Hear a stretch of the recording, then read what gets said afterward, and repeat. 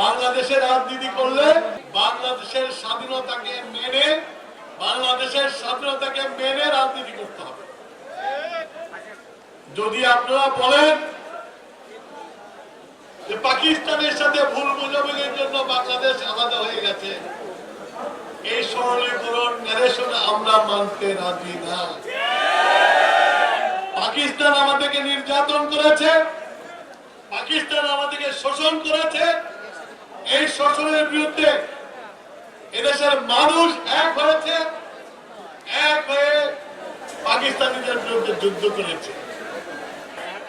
যে বিয়ার দেওয়ার মানুষ দেশের মানুষের সাধারণ মানুষ বুঝে না, সেই বিয়ারের কি দরকার? আমরা যে ভোট দিয়ে অভ্যস্ত হয়েছি সেই ভোটেই ভোট করো না, তোমরাও তো ভোট করছো, সেই সিস্টেমে তোমরাও তো ভোট করছো। এখন আবার এত তিতে হয়ে গেল কেন?